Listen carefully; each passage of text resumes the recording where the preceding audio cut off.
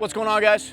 Jeremy here with Gun Mag Warehouse, and today we're going to be talking about the TTI TR-9, the Taran Tactical TR-9. Now, I just picked this up. This is my first PCC, and it comes in at a whopping $2,700. So obviously, I'm out here to justify my purchase. I need to tell you why it was totally worth the price, or maybe it's a little bit more than it needs to be, and you're paying for a name. I don't know. You be the judge. By the end of it, we'll figure all this out. But first, let's do some shooting, and then I'll do the talky bits a little bit later.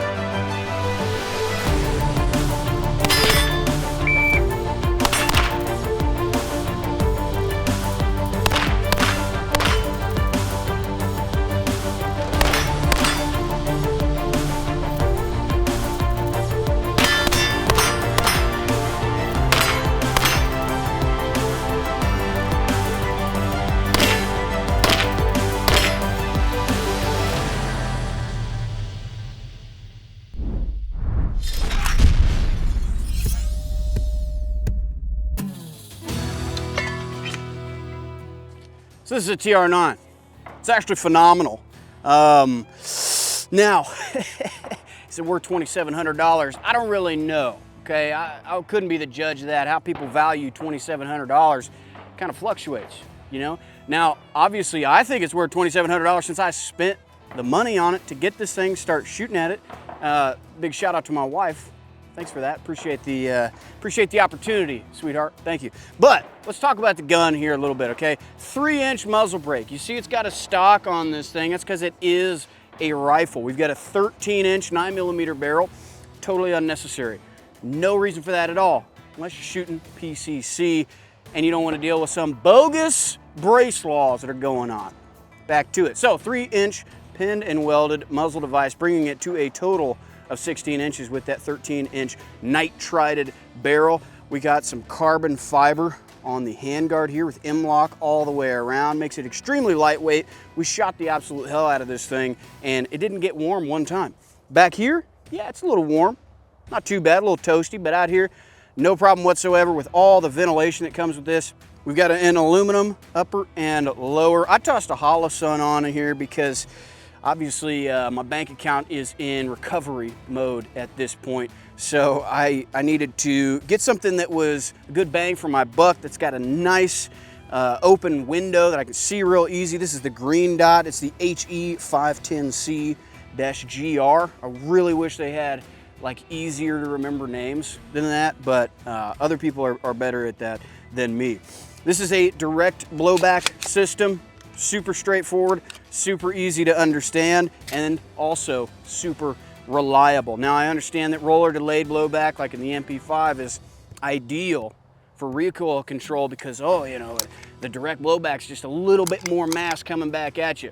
But the thing about that is they short stroked this with a really lightweight bolt carrier, and this giant muzzle brake on the end of this pretty much makes this a zero felt recoil. Now there's a little bit, sure, but I mean, this is one of the flattest shooting PCCs I've ever shot, and I've shot quite a bit now at this point.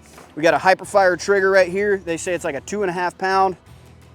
My finger really doesn't know the difference. All it knows is that it's really light. You can adjust where you want this little stopper. So whether you want your finger higher or lower on that little groove, you can do so. We got an ambi bolt release on both sides, no problem. Ambi safety, of course, but not an ambi mag release, which for me, the only reason I'm buying this is so that I can have a PCC for competition. I want to shoot some competition. That was why I justified the purchase, because this really doesn't have much of a practical hunting, you know, sort of situation. Not that it needs to have any reason whatsoever, but I digress. I gave it a purpose when I bought this. It is a purpose-built PCC configuration, so that's what I wanted it for. That's why I got it. And in order to save time, I need that mag release on the left side being all derp-handed, you know, because when I go to drop that mag out, I want to be able to just toss the next mag in, hit the bolt release, and go home and start getting after it again. Well, I'm going to have to take my hand back, press the mag release, put it back in, drop the bolt, and then go back forward. So it's going to cost me a little bit of time, so maybe just be right-handed. I don't know. We'll figure that out. Radian charging handle with the Taran Tactical logo on it.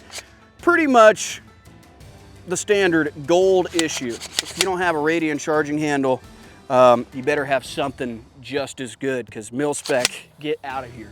Just get lost with mil-spec. I don't want anything to do with it. Obviously, I need the ambi, I need the both sides, so it works out very well for me. And then a BCM stock and a Magpul grip.